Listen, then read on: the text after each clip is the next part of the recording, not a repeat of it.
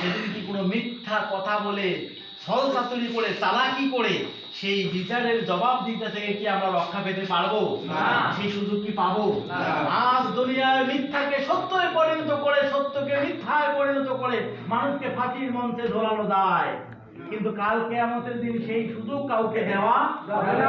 আল্লাহর বক্তব্য, আল-ইয়াওমা নাখতিমু আলা আফওয়াহিহিম ওয়া তুকাল্লিমুনা আইদিহিম ওয়া তাশহাদু আরজুলুহুম বিমা কানু ইয়াকসিবুন।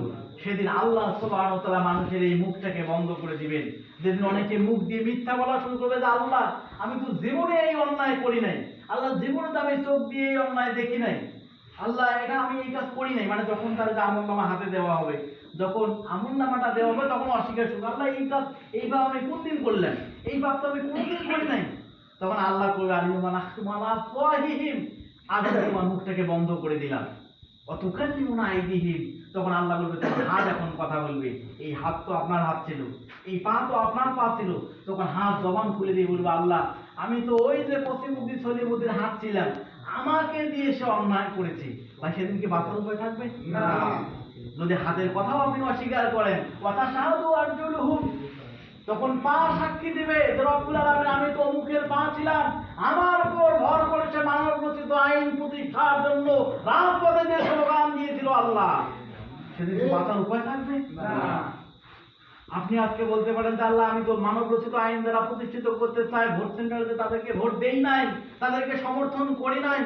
আপনি আপনার মুখ দিয়ে অস্বীকার করতে পারেন যে আল্লাহ যারা ক্ষমতায় দিয়ে আলেম ওলামাদেরকে গ্রেফতার করবে, মিথ্যা মামলা দিবে, অন্যায় করবে, ঘুষ খাবে, সুদ খাবে, যারা সমাজে ইসলাম বিরোধী আইন বাস্তবায়ন করবে, আমি তাদেরকে সমর্থন করি নাই।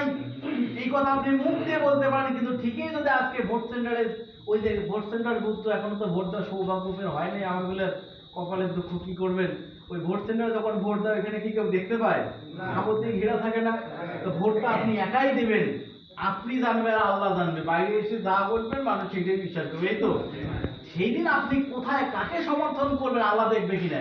সেদিন যদি আপনি কোনো বাতিলকে সমর্থন করেন, যারা ইসলামকে সহ্য করতে পারে না, আলেম ওলামাদেরকে সহ্য করতে পারে না, যারা আল্লাহর আইন বাস্তবায়ন করতে চায় না, যারা আল্লাহর আইন দিয়ে দেশ শাসন করতে চায় না, আপনি যদি তাকে ভোট দিয়ে ক্ষমতায় পাঠান, আর সে যদি ক্ষমতায় যে অন্যায় করে, সেই অন্যায়ের পাপের ভাগীদার হইতে হবে না? সে যদি ঘুষ খায়, আপনাকে কি ঘুষের পাপীদার হইতে হবে না?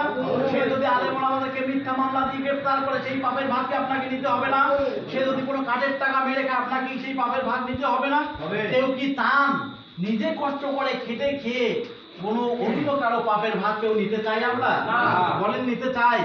যদি নিতে না চাই, তাহলে আমাদের সেই কঠিন দিনের জবাবদিহিতাকে ভয় করতে হবে, যেদিন কোনো মিথ্যা কথা বলতে পারবো না, যেদিন কোনো মিথ্যা সাক্ষী দিতে পারবো না।